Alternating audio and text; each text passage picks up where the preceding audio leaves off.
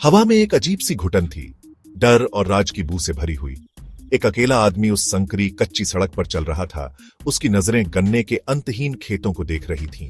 राजेश, एक जवान पत्रकार जिसके दिल में आग थी और कलम से सच्चाई लिखता था, किशनगंज गांव आया था, बस एक अफवाह और एक दुआ के साथ। अफवाह थी कि गन्ने के खेतों में दलित लड़के गायब हो रहे थे, जैसे जमीन निगल गई हो, और दुआ कि उसे वो जवाब मिल जाए जो अब तक किसी को नहीं मिले। राजेश उत्तर प्रदेश के गांवों के अंधेरे से अनजान नहीं था। उसने जातिवाद का जोर अपनी आंखों से देखा था। जिंदगी के हर कोने में उसकी घुटन महसूस की थी। एक दलित होने के नाते वो एक ऐसी दुनिया में पैदा हुआ था जो उसे कमतर समझती थी, जहां उसकी आवाज दबा दी जाती थी, उसकी कहानी अनसुनी रह जाती थी। लेकिन राजेश ने चुप रहने से इनकार कर दिया। वो अपने कंधों पर अपने समाज की उम्मीदें और डर लेकर चलता था। ये जिम्मेदारी उसकी रूह में गहरे तक बसी थी। गांव खुद एक बारूद के ढेर जैसा लगता था, अनकही बातों से सुलगता हुआ। गांव के बुजुर्ग, जिनके चेहरों पर सालों की तकलीफ और मजबूरी की झुर्रियां थीं, धीमे स्वर में बातें करते थे। उनकी नजरें बार बार उस आलीशान हवेली की तरफ जाती थीं, जो गांव के किनारे पर खड़ी थी, ताकत और जुल्म की एक खामोश निशानी। ये हवेली ठाकुरों की थी, किशनगंज के खुद गढ़े राजा, जिनके खानदान की नींव दलित मजदूरों के पसीने और खून से बनी थी। लोगों का गायब होना शुरू में बहुत ही धीरे धीरे हुआ था। किसी को पता भी नहीं चला। एक जवान लड़का जो अपना परिवार बसाना चाहता था, हवा में गायब हो गया। एक किशोर जिसके सपने और उम्मीदें थीं, खेतों से कभी वापस नहीं आया। हर गायब होने के बाद खामोशी छा जाती थी, जैसे सब भूल गए हों। ये खामोशी उस डर को दिखाती थी जिसने पूरे गांव को बंदी बना रखा था।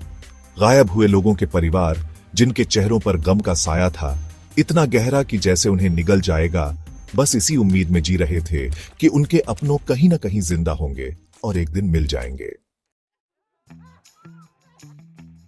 राजेश उनके गम का बोझ, उनके अनुत्तरित प्रश्नों का भार अपने ऊपर महसूस कर सकता था। वह जानता था कि चुप्पी की दीवार तोड़ने के लिए उसे पहले उस शक्ति और भय के जटिल जाल को समझना होगा जिसने गांव को बंदी बना रखा है। उसने लापता लोगों के परिवारों से मिलकर शुरुआत की, धैर्यपूर्वक उनकी कहानियां सुनी। उनकी आवाजें आशा और निराशा के मिश्रण से कांप रही थीं। हर कहानी, हालांकि अपने विवरण में अनोखी थी, लेकिन एक भयानक रूप से समान तस्वीर पेश करती थी। लापता युवक सभी दलित थे, सभी गरीब परिवारों से थे, सभी आखिरी बार ठाकुर के विशाल गन्ने के खेतों के आसपास देखे गए थे। राजेश को पता चला कि ठाकुर अपनी क्रूरता, जमीन और सत्ता की अपनी अतृप्त भूख के लिए कुख्यात थे।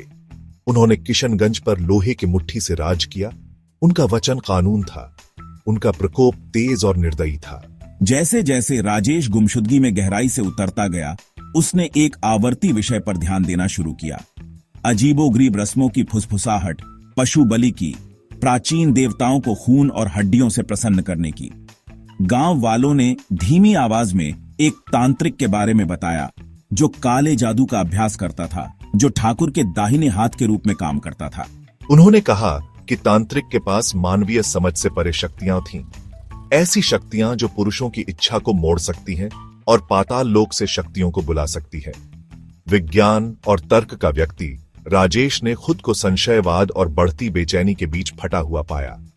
उसने तांत्रिकों और उनकी काली प्रथाओं के किस्से सुने थे, लेकिन उसने हमेशा उन्हें केवल अंधविश्वास, लोक कथाओं और किंवदंतियों की चीजों के रूप में खारिज कर दिया था। लेकिन ग्रामीणों की आंखों में डर बिल्कुल असली था। तांत्रिक की शक्तियों में उनका विश्वास अडिग था। इस रहस्य की तह तक जाने के लिए राजेश ने ठाकुर की हवेली जाने का फैसला किया। एक भयानक इमारत जो गांव पर किसी बुरी आत्मा की तरह मंडरा रही थी। हवेली अपनी टूटती हुई दीवारों और बढ़े हुए बगीचों के साथ क्षय का आभास दे रही थी। एक बीते हुए जमाने की निशानी, जब सामंती लोग पूरी ताकत से राज करते थे। जैसे ही राजेश भव्य दरवाजों के पास पहुंचा, उसे यह एहसास हुआ कि वह शेर की मांद में कदम रख रहा है, एक ऐसी जगह जहां अंधेरा छाया रहता है। गेट पर उसकी मुलाकात एक सख्त चेहरे वाले गार्ड से हुई, जिसकी आंखें ठंडी और गणनाशील थीं। राजेश का उद्देश्य जानने पर गार्ड ने उपहास किया। उसके होंठ एक उपहासपूर्ण मुस्कुराहट में बदल गए। ठाकुरों के पास फालतू की गपशप के लिए समय नहीं है, उसने जहर भरे शब्दों में कहा। ये सिर्फ जलन से भरे दुश्मनों द्वारा फैलाई गई अफवाहें हैं और कुछ नहीं। लेकिन राजेश ने हिम्मत नहीं हारी। वह अपनी जगह पर डटा रहा। उसकी आवाज दृढ़ थी, उसकी निगाहें अटल थीं। ये अफवाहें नहीं हैं, उसने विरोध किया। ये लापता लोग हैं और उनके परिवारों को जवाब चाहिए। राजेश की धृष्टता से चकित गार्ड एक पल के लिए हिचकिचाया और फिर मान गया। यहीं रुको। वह बड़बड़ाते हुए हवेली के अंधेरे में गायब हो गया। जब राजेश इंतजार कर रहा था, उसे एक अपशकुन का एहसास हुआ, एक पूर्वाभास कि वह खतरनाक जमीन पर चल रहा है। हवा में चमेली और किसी और चीज की गंध भारी थी, कुछ प्राचीन और परेशान करने वाला, जैसे किसी भूली हुई बुराई की उपस्थिति। गार्ड एक जमाने बाद लौट के आया। उसका चेहरा बिल्कुल पढ़ने लायक नहीं था। थकर आपसे मिलेंज, वो रुखाई से बोले, राजेश को गलियारों और अंगनों के एक भूलभुलाया से लेके जाते हुए हवेली की अंदरूनी शान और शौकत बाहर गांव में फैली गरीबी से बिल्कुल उल्टा था। खूबसूरत नक्काशी वाली लकड़ी की जालियां, अनमोल कलाकृतियां और रेशमी कपड़े दीवारों पर सजाए गए थे, ठाकुर की गैरकानूनी दौलत का सबूत। राजेश को आखिरकार एक हल्के रोशन स्टडी में ले जाया गया। हवा चंदन और सिगार के धुएं से भारी हुई थी। एक बड़े से महागनी डेस्क के पीछे ठाकुर बैठे थे, एक आदमी जिसके उम्र का अंदाजा लगा पाना नामुमकिन था। उसकी आंखें एक शिकारी जैसी थी, ठंडी और चलक, और उसके होंठ एक पतली क्रूर मुस्कान में खिंचे हुए थे।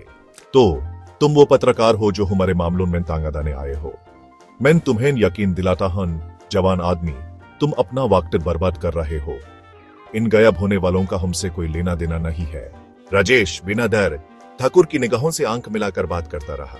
मैं इन परिवारों से बात की है, वो जवाब के हकदार हैं, और जब तक उन्हें जवाब नहीं मिल जाते मैं चैन से नहीं बैठूंगा। ठाकुर चकल करे, एक धीमी खतरनाक आवाज जिसे राजेश की रीढ़ की हड्डी में कंप गया। तुम बहुत बहादुर हो, लेकिन बहादुरी तुम्हें सच से नहीं बचा सकती। जमीन देखो, प्यासी है, यह बलिदान मांगती है। गांव के बीचों बीच सीता और प्रिया गांव वालों के एक छोटे से समूह के साथ इकट्ठा हुई। उनके चेहरों पर चिंता और दृढ़ संकल्प दिखाई दे रहा था। मेरा बेटा हफ्तों से गुमशुदा है, हमें पता लगाना होगा कि उसके साथ क्या हुआ। अब हम चुप नहीं रहेंगे। अधिकारियों ने हमें बहुत दिनों तक अनदेखा किया है। अब समय आ गया है कि हम कोई कदम उठाएं। भीड़ सहमति में गुनगुना रही थी। उनकी आवाजें एकजुटता से उठ रही थीं। हमें ये बात मीडिया तक पहुंचानी होगी। दुनिया को यहाँ हो रहे अन्याय के बारे में पता चलना चाहिए। हाँ, और हमें और सबूत इकट्ठा करने की जरूरत है। हम उन्हें खुद को फिर से खारिज नहीं करने दे सकते। मुझे बस अपना बेटा वापस चाहिए, चाहे कुछ भी हो जाए, मैं आपके साथ हूँ। अपने दुख और गुस्से में एकजुट होकर गांव वालों ने अपने अगले कदमों की योजना बनाना शुरू कर दिया। गुमशुदा लोगों के लिए न्याय पाने की ठान ली। जैसे ही गांव में सूरज ढल रहा था, रवि और प्रिया खेतों के किनारे पर खड़े थे। उनका इरादा पहले से कहीं ज्यादा मजबूत था। हमें आगे बढ़ते रहना होगा, सच्चाई सामने आनी ही चाहिए। और आएगी भी। जब तक हर आवाज नहीं सुनी जाती और हर अन्याय सामने नहीं आता, हम नहीं रुकेंगे।